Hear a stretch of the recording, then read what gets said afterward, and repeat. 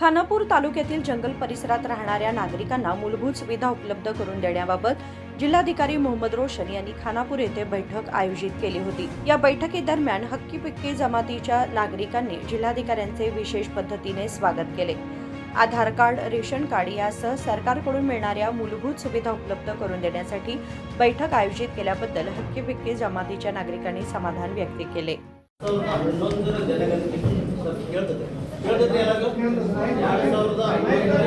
ರಾಜಕರ ಅಧ್ಯಕ್ಷರ ಮೈಕ್ ತಗೋರಿ 2011ರ ಜನಗಣತಿ ಪ್ರಕಾರ ಕಾಲಮ್ ನಂಬರ್ ಪರಿಶಿಷ್ಟ ಪಂಗಡ ಅಲಿಮಾರಿ ಕಾಲಮ್ನಲ್ಲಿ ನಮ್ಮ ಸಮಾಜ ಕಲ್ಯಾಣ ಇಲಾಖೆ 3ನೇ ಕಾಲಮ್ನಲ್ಲಿ ಹಕ್ಕಿ ಪಿಕ್ಕಿ ಇದೆ ಸರ್, ಕಾಲಮ್ ನಂಬರ್ 3ರಲ್ಲಿ। ಅದೇ ರೀತಿಯಾಗಿ ಪರಿಶಿಷ್ಟ ಪಂಗಡ ಅಲಿಮಾರಿ ಕಾಲಮ್ ನಂಬರ್ 7ರಲ್ಲಿ ಕಾತ್ತರಿ ಕಾತೋಡಿ ಅನ್ನುವಂಥವು ಏನು ಅದಾವ ಸರ್, ಅದು ಕೂಡ ನಮ್ಮ ಕರ್ನಾಟಕ ರಾಜ್ಯದಲ್ಲಿ ಕೇವಲ ಖಾನಾಪುರ ತಾಲೂಕಿನಲ್ಲಿ ಮಾತ್ರ ಕಾತೋಡಿ ಮತ್ತು ಕಾತ್ತರಿ ಸಮುದಾಯಗಳು ಇರೋದು ಸರ್।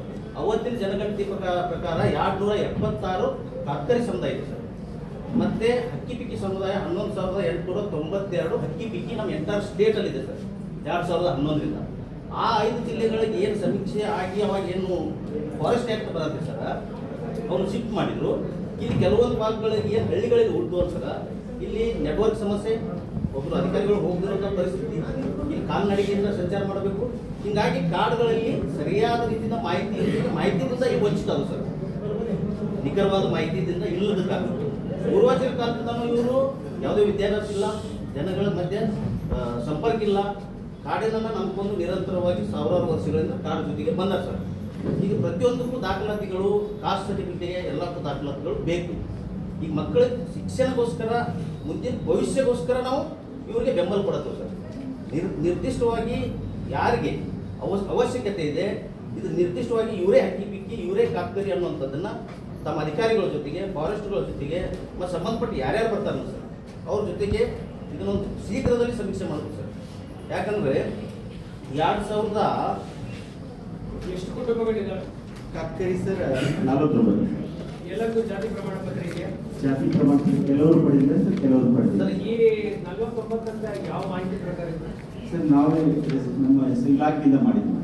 ಇಲಾಖೆ ಜೊತೆನಲ್ಲಿ ಸರಿ ಸರ್, ಒಂದೇ ಒಂದು ಸಮೀಕ್ಷೆ ಮಾಡಿದ್ದೀರಲ್ವಾ, ಸರಿ ಸರ್, ಅದನ್ನು ಒಂದು ಬೇಸ್ ಲೈನ್ ಇಟ್ಕೊಂಡು ಎಸ್ ಅದನ್ನು ಮೀರಿ ನಾನು ಒಂದು ಕುಟುಂಬವನ್ನು ನಾನು ನೋಡಲ್ಲ। ಎಸ್ ಅದು ಬಿಕಾಸ್ ಏನಾಗುತ್ತೆ, ಈ ತರ ಎಕ್ಸರ್ಸೈಸಸ್ ಮಾಡುವಾಗ ಯಾವಾಗಲೂ ಬೇರೆ ಕಡೆಯಿಂದ ಜನರು ಬಂದು ಇಲ್ಲಿ ಜನರಿಗೆ ತೊಂದರೆ ಕೊಡೋ ಅವಕಾಶಗಳು, ಸಂದರ್ಭಗಳು ಸೃಷ್ಟಿ ಆಗ್ತವೆ। ಅದಾಗಬಾರ್ದಂದ್ರೆ ನಾವೊಂದು ಬೇಸ್ ಲೈನ್ ಇಟ್ಕೋಬೇಕು।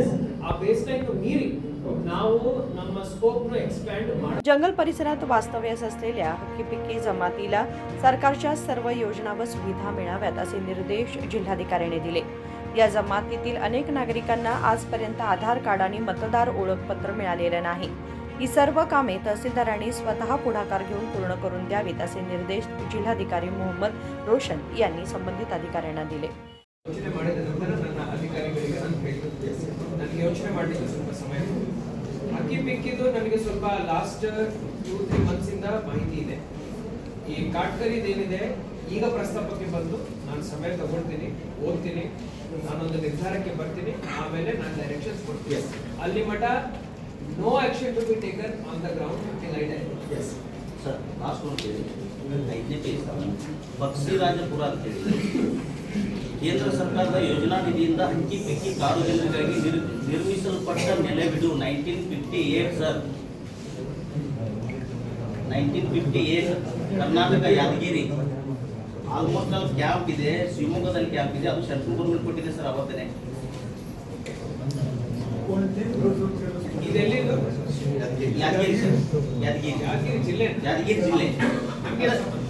ಡಾಕ್ಯುಮೆಂಟ್ ಉದಾಹರಣೆಗೆ ತೋರಿಸ್ತಾ ಇದ್ದೀವಿ। ಇಲ್ಲಿ ಇಟ್ಟಂದ್ರೆ ಈಗ ಇವತ್ತೇ ಮುಗಿಸ್ಬೋದಾಗಿದೆ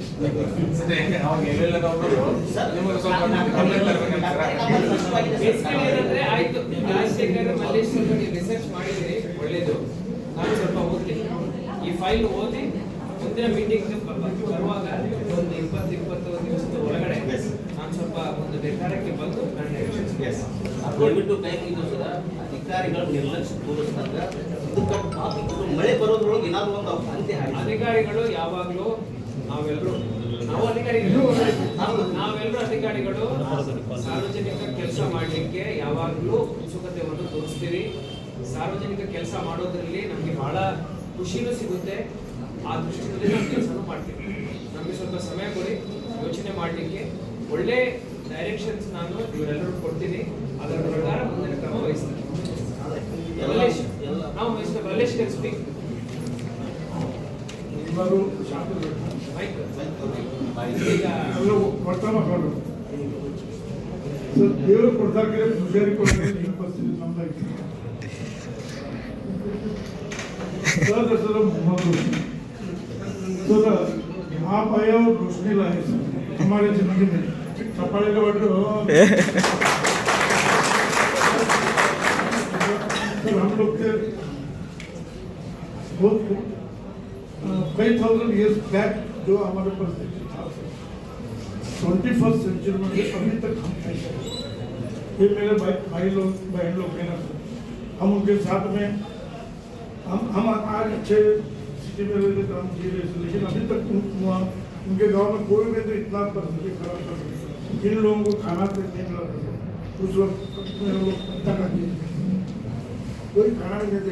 उनके एरिया में जाने को लगता था सर, पैदल चल के जाना पड़ता है, वहाँ तक पूरी मोटरसाइकिल भी नहीं चलता सर। आप बहुत लोगों को बहुत अच्छा काम किया है सर। हम लोग समाज के लिए रो रहे सर, अपने लिए नहीं। अगर हम अच्छे रहे तो मेरे भाई भी अच्छे रहे। राजशेखर हिरेमठ, KMM मराठी, बेळगाव.